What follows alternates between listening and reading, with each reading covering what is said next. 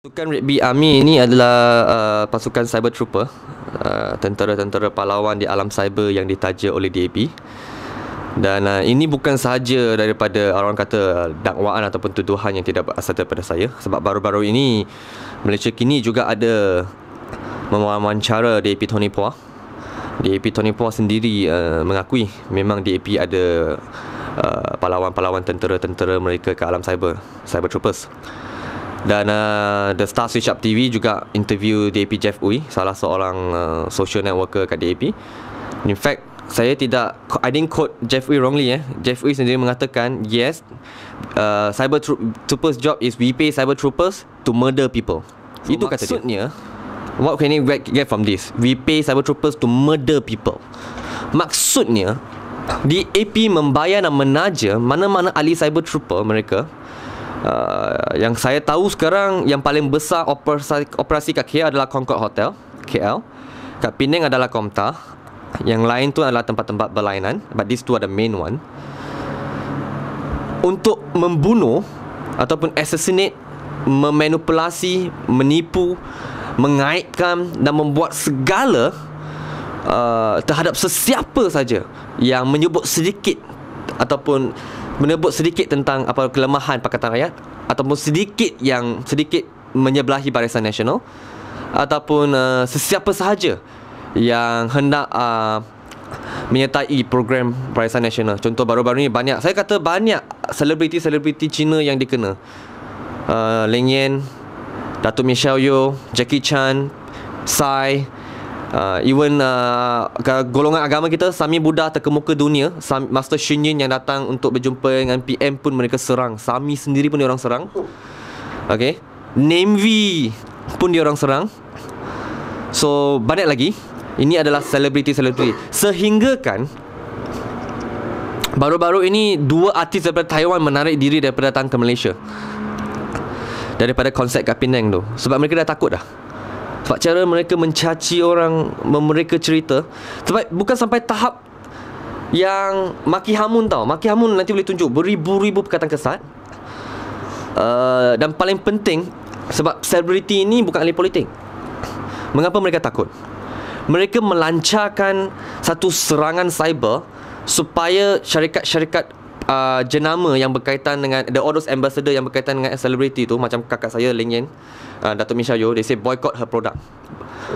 Sampai dia pula hantar email kepada semua syarikat untuk boycott artis-artis yang menyelebahi Barisan Nasional. To that extent tau. Kalau setakat maki pun dah teruk, lagi teruk nak apa orang kata merosakkan perut nasi orang. Mereka dah sampai satu tahap yang amat kata terlalu ekstrim dalam budaya politik yang saya rasa sememangnya tidak sihat untuk perkembangan Malaysia. Yang saya tahu ni DAP, yang ini semua majority 90% adalah cyber trooper dalam bahasa Cina dan juga bahasa English kebanyakan golongannya. Dan mereka ada minimum 100 page mereka, Facebook page, yang sebenarnya daripada tim-tim yang sama, geng-geng yang sama, tapi mereka buat 100. So maksudnya kalau cara mereka beroperasi senang. That's why the things yang mereka share tu boleh pergi viral. Contoh, mereka ada, let's say Concord Hotel mereka ada, dan Komta. Okay, just say Komta, just contoh. Ada 20 orang full-time worker. Okay, satu hari sebenarnya kita boleh create 5 fake Facebook account dalam satu komputer. Okay, so kita bayangkan sajalah seorang tu ada 50 account. Kalau 50 tu kita nak darabkan dengan 20 cyber trooper, maksudnya dengan kuasa hanya what we call that 20 orang pekerja kan, dengan mudah ada 1000 akaun Facebook dah. Sebab mereka dah mula beroperasi sejak daripada 5 tahun. 5 tahun? Yes. But itu daripada 20 saja tau. That's why I said it's just 20. Dan mereka buat page tu sebenarnya daripada 5 tahun dah. Ada banyak-banyak page yang baru-baru ni timbul, dulu bukan politik. Dia orang banyak bijak. Macam Facebook News, Political Gag, dulu neutral tau. Tapi datang pilihan raya kena nampak lah, semua pro pembangkang dah. Tapi ada yang memang direct, macam we fully support PKR dan DAP, Safe Liners, memang semua tu program-program mereka. So sangat mudah. Operasi mereka dengan sangat sistematik sekali. Pertama, mereka akan membuat perancangan. Okay, contoh dalam 3 hari ini, apa isu kita yang nak bawa, ataupun individu mana kita yang nak target. Saya kata contoh, okay, mungkin contoh mereka nak target Presiden MCA. Okay, mereka nak bawa isu skandal seks beliau. Okay, contoh 3 hari. So dalam 3 hari ini dia akan mencari designer, dia akan upload dengan at one of their pages. Okay, daripada page yang sama ni, let's say from 1000 account they give instruction, semua akan share. That is, but beside that, the rest of 100 pages they all shares. Either all share or dia akan upload sendiri guna tim lain share. Maksudnya benda tu akan jadi isu hangat dalam minggu tu. That's why we see Pakatan Rakyat memang kalau isu dia memang konsisten aja. Semua page tu kita dah track dan analysis betul-betul. Itu adalah cara mereka beroperasi. Dan this thing sangat efektif. Sebab tadi Presiden MCA saya kata orang yang tidak dikenali seperti saya, memang bukan orang politik, memang muda, tak dikenali pun boleh jadi terkenal. Sampai saya rasa saya punya video sekarang dah ada mungkin 20,000 ke 30,000 share dah. Dan sampai keluar mana-mana aja orang kenal saya. Sebab cara dia orang add tu, yang saya kata 1000 account tu, mereka juga akan add orang kan. Dalam each account boleh add sampai 4,000 orang. So the coverage tu tinggi. Tinggi gila. Dia meletup. Setiap isu yang dia nampak memang akan meletup. Dan perkara yang berbahaya, sebab kalau perkara yang mereka laporkan itu adalah benar, maka masih boleh diterima lagi. Kalau benda-benda yang langsung tidak benar, then dia akan, apa orang kata, what we call it, mengancam orang yang tidak berdosa. Seperti saya nanti saya akan tunjukkan sebentar nanti. Semua kawan saya, keluarga saya dan orang kaya dan juga semua ahli jawatan kuasa yang bersama saya dalam NGO saya, semua kena hantam. Semua ditarik masuk. Dan lepas tarik masuk, mereka pula nak mereka cerita. Kata mereka adalah pelacur. Kata mereka dibayar untuk pergi bersama-sama pergi event, okay, dan sebagainya. Sedangkan saya memang memang masyarakat tahu yang kesemua orang dalam gambar tu memang orang yang rapat dengan saya. Perlu ke saya bayar mereka untuk keluar bersosial dan sebagainya? Teknik yang mereka aplikasi pada hari ini adalah teknik psychological warfare. Psikologi mereka adalah siapa sahaja nak menentang Pakatan Rakyat ataupun sebut sedikit saja tentang kelemahan mereka, okay, ataupun sesiapa sahaja yang menyokong Barisan Nasional, mereka akan melancarkan operasi sedemikian. Walaupun terhadap ramai sebenarnya bukan ahli politik, ramai aja pemuda kat Malaysia, kat Facebook hari ini yang sikit aja, kalau kadang-kadang yang neutral pun tak boleh terima. Maksudnya dia kata BN salah, PR pun salah pun tak boleh terima. Dia tak boleh kata PR salah, PR mesti kata betul. Kalau kata salah mesti kena hantam. Saya boleh tunjuk my neutral Malaysian friends nanti. So bila orang hantam macam tu, biasa itu manusia, orang akan takut. Dia tak akan berani lagi untuk bercakap. And it's proven. Kawan-kawan saya semua dah senior lah.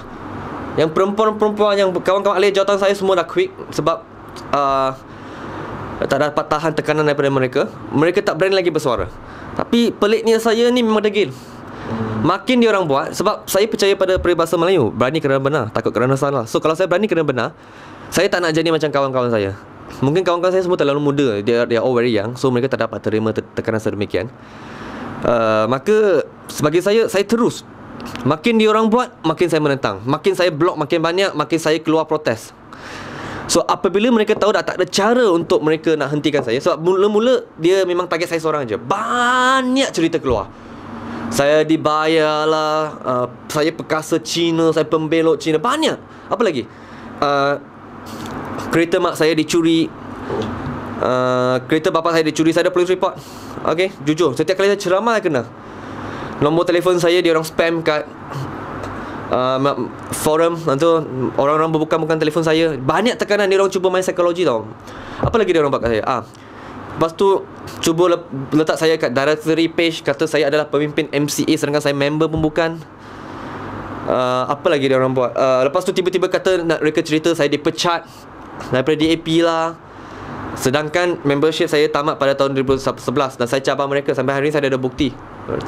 So apa lagi? So dia orang cuba sedaya upaya untuk macam menghancurkan saya, tapi saya terus bergerak. So langkah kedua adalah, mungkin saya rasa mereka tahu dah, kalau terus serang saya pun saya takkan berhenti.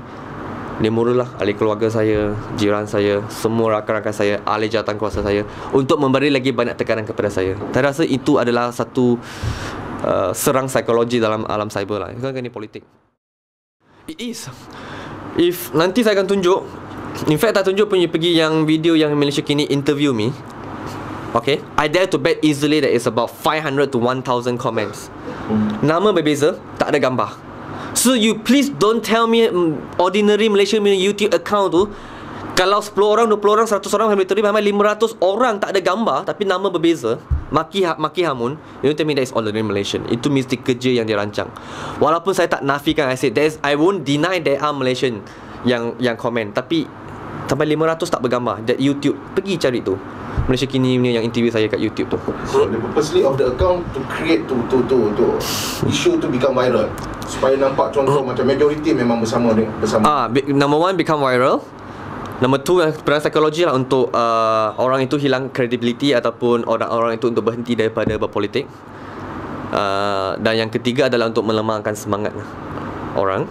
Dan yang keempat adalah untuk discredit whatever truth that we expose about them. For example, I expose about all the DAP corruption. Saya expose banyak tentang DAP. So bila dia orang macam tu, dia nak buat satu serang psikologi supaya orang tak percaya pada saya. Walaupun sedangkan apa yang saya cakap tu semua adalah benar, dan apa yang mereka tu semua adalah yang tipu-tipu belaka. Okay, dia different leader tu, ada different cyber trooper di tim dia sendiri. Tony pun ada orang dia sendiri, Ngah Koming yang Kuhong ada orang dia sendiri, Lim Guan Eng ada orang dia sendiri. Is more to the warlord. Ada yang mengikut pusatkan, ada yang negeri, ada yang ikut cawangan, ada yang ikut bahagian. So it's quite what we call that, similar to BN lah, but it's a different system lah. In other way, maksud kebanyakan DAP punya leader, they have their own cyber troopers. Yes. Siapa yang bayar kebanyakan cyber troopers ni? Sorry? Siapa become dia daripada penaja-penaja DAP. Lepas kan DAP dapat kerajaan negeri, Selangor, Perak. So yang kalau rasuah officially, maksudnya yang kita tak boleh charge, dia just find sponsor to sponsor them lah. Tapi ada yang melalui gaji daripada dia YB MB sendiri. Approximately you rasa berapa bayaran untuk seorang cyber troopers? 500? No, not only troopers. Kalau bloggers DAP, if I'm not mistaken, right, the one that I knew, the range can be from 2,000 to 3,500 depending on their blog skills. Okay, and earlier I think Stop the Live Disc exposed that Chan Lilian, one of the DAP cyber trooper chief, about, I think, if I'm not mistaken, 8,000 a month. It was being exposed by Stop the Lies. 8,000 a month. Chan Lilian. Yes, one of, I think, based in Komtar.